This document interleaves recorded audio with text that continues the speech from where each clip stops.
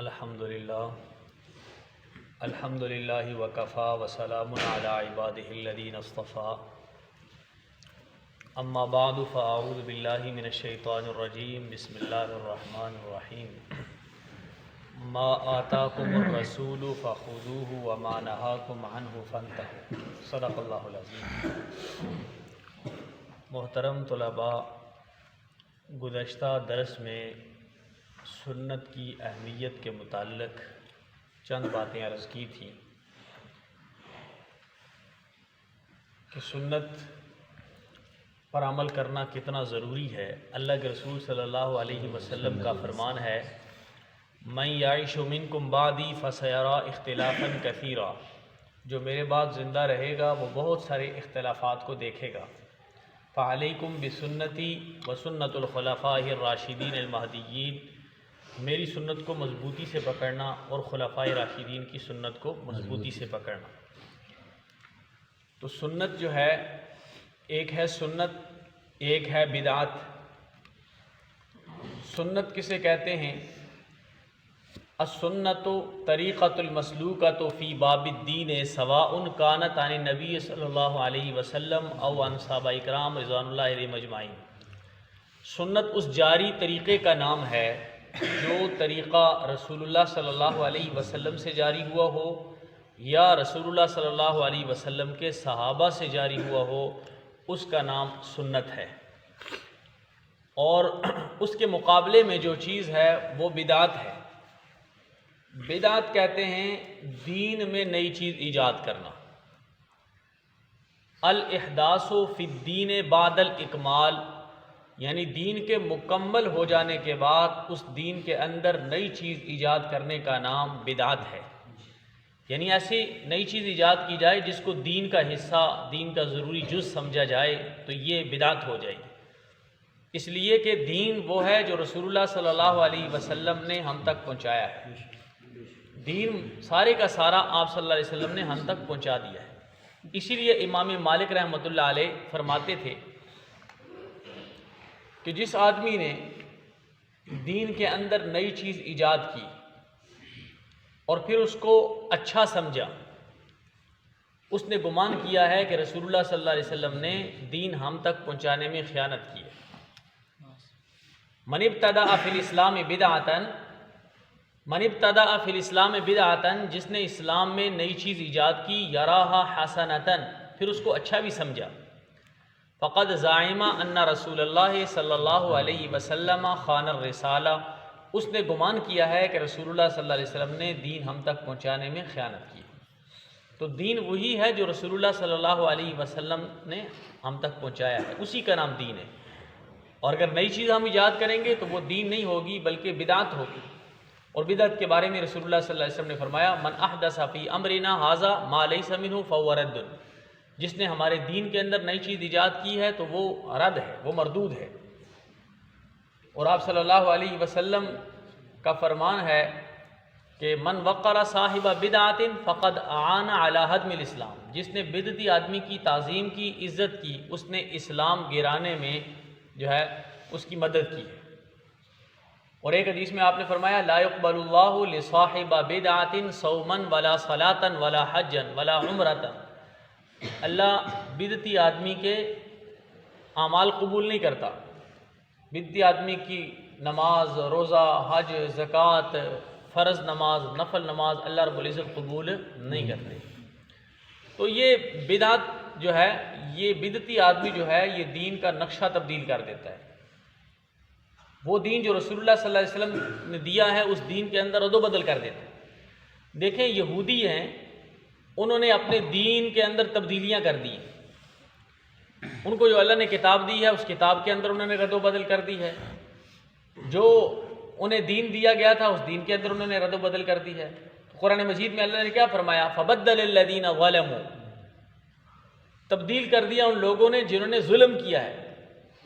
فبدل الذین ظلموا قولا غیر الذی قیل لهم، بات کو جو ان سے کہی گئی تھی۔ یعنی یہودیوں نے ایک بات کو تبدیل کیا تو وہ ظالم ہو گئے، یہودیوں نے ایک بات کو تبدیل کیا تو وہ کیا ہو گئے؟ ظالم ہو گئے۔ اور اگر ہم سارا دین تبدیل کر دیں تو کیا ہم ظالم نہیں ہوں گے؟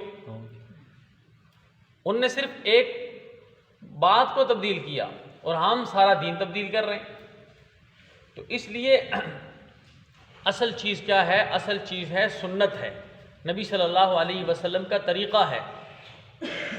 جو آدمی آپ صلی اللہ علیہ وسلم کی سنت کے مطابق زندگی گزارے گا، آپ کے طریقے کے مطابق زندگی گزارے گا، صحابہ کرام کے طریقے کے مطابق زندگی گزارے گا، اصل کامیابی یہی کامیابی ہے۔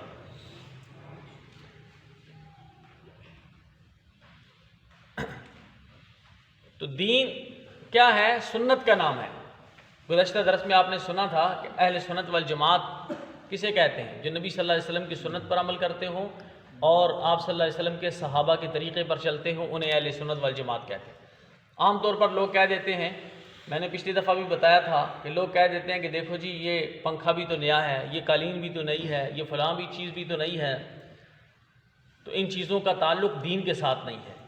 دین کے اندر نئی چیز ایجاد کرنے کی اجازت نہیں ہے، ان کا تعلق دین کے ساتھ نہیں ہے۔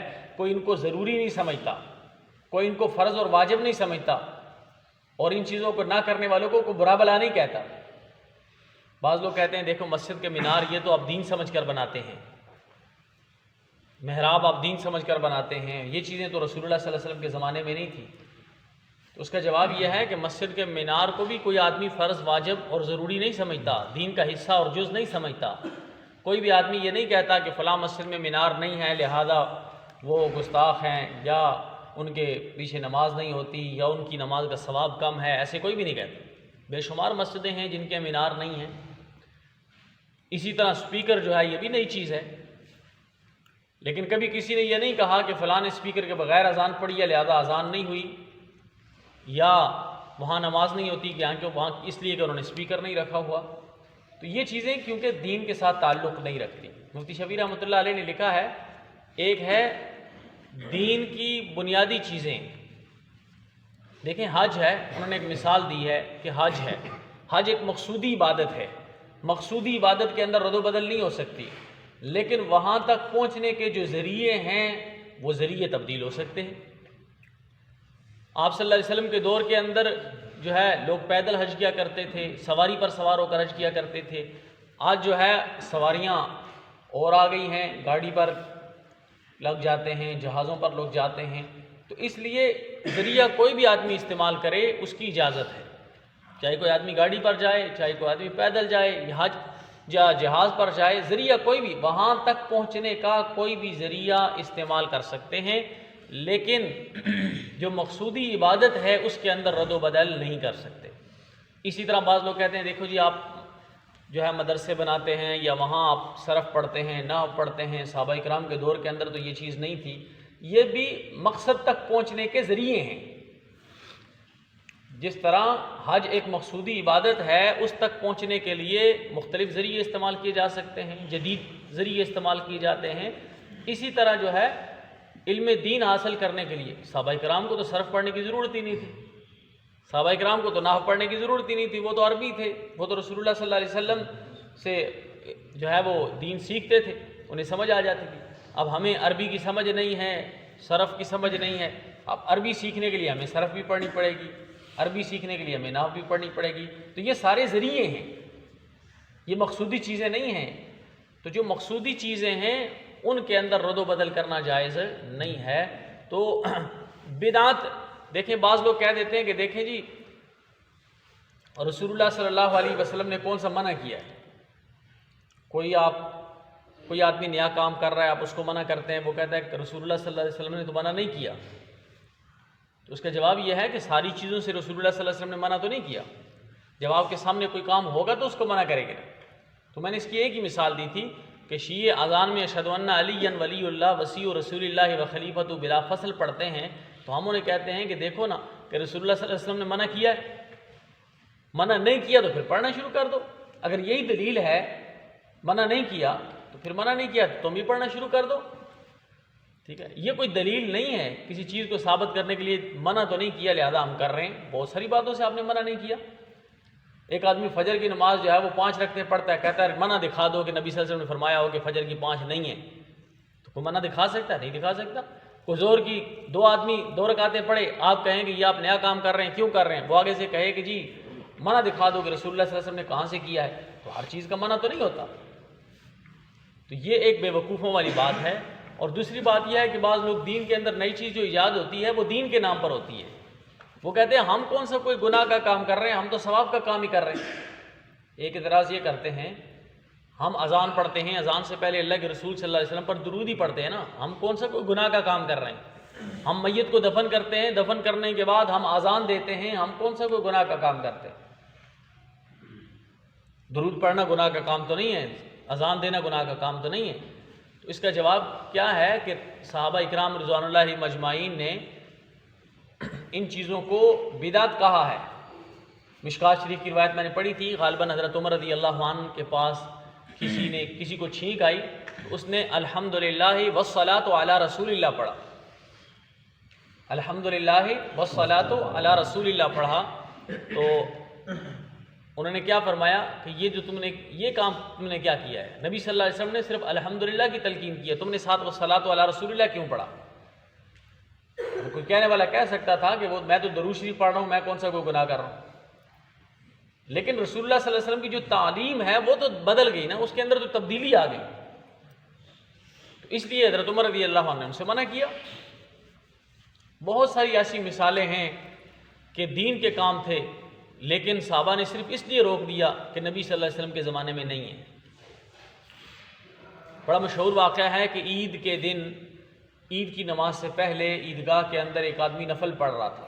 حضرت عمر رضی اللہ عنہ نے کہا کہ یہ جو ہے، بلکہ اس کی بعض روایت میں آتا ہے اس کی نماز ہی تڑوا دی، کہا کہ یہ تم کیوں نفل پڑھ رہے ہو، ہم نے تو رسول اللہ صلی اللہ علیہ وسلم کو نفل پڑھتے ہوئے نہیں دیکھا۔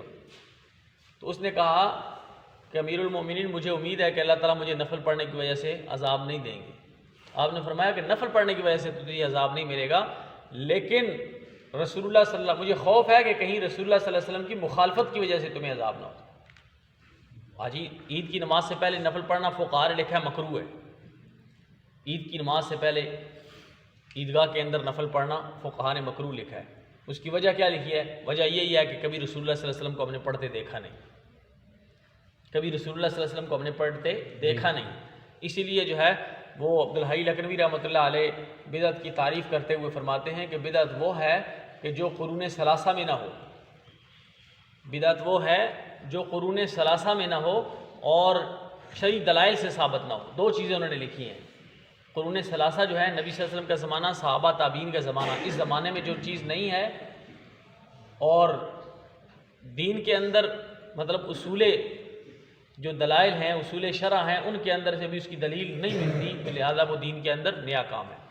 تو اس لیے یہ سنت اور بدعت کا تقابل آپ کو سمجھ آ گیا کہ سنت رسول اللہ صلی اللہ علیہ وسلم کے طریقوں کو کہتے ہیں، صحابہ کرام کے طریقے کو کہتے ہیں، بدعت اس طریقے کو کہتے ہیں جو دین کے اندر نیا ایجاد کیا جائے، پھر اس کو دین کا حصہ سمجھا جائے، دین کا جز سمجھا جائے، نہ کرنے والوں کو برا بھلا کہا جائے، تو یہ جو ہے وہ بدعت ہوگی۔ اب ظاہری بات ہے صحابہ کرام کے دور میں نہیں تھا، صحابہ کرام نے بھی تو نہیں کیا نا، اگر برا بھلا کہہ رہا ہے تو پھر صحابہ کرام کو بھی برا بھلا کہہ رہا ہے۔ اس کی ایک آدھ مثال آپ سن لیں، آج کل لوگوں نے جو ہے وہ دفن کے بعد قبر پر اذان کہنا شروع کر دی۔ نہ صحابہ کے دور میں، نہ تابعین کے دور میں، نہ تبع تابعین کے دور میں، بلکہ 1200 سال جو ہے، 13 صدیاں جو ہے اس سے خالی ہیں، ابھی آ کر لوگوں کو یاد آ گیا، انہوں نے قبر پر اذان کہنا شروع کر دی۔ اب دلیل کیا اپنی طرف سے گڑھ لی کہ حدیث کے اندر آتا ہے جب اذان پڑھی جاتی ہے شیطان دور چلا جاتا ہے۔ اب یہ میت جو ہے اس سے سوال و جواب ہو رہے ہیں، لہذا اذان پڑھتے ہیں شیطان دور چلا جائے گا، یہ جو ہے نا وہ سوال و جواب اس کے لیے آسانی ہو جائے گی۔ تو جواب یہ ہے کہ جب آدمی مر جاتا ہے اس کے ساتھ تو شیطان کا تعلق ہی نہیں ہوتا۔ شیطان کا تعلق تو زندگی کے ساتھ ہے، جب تک انسان کے سانس ہیں اس وقت تک شیطان گمراہ کر سکتا ہے۔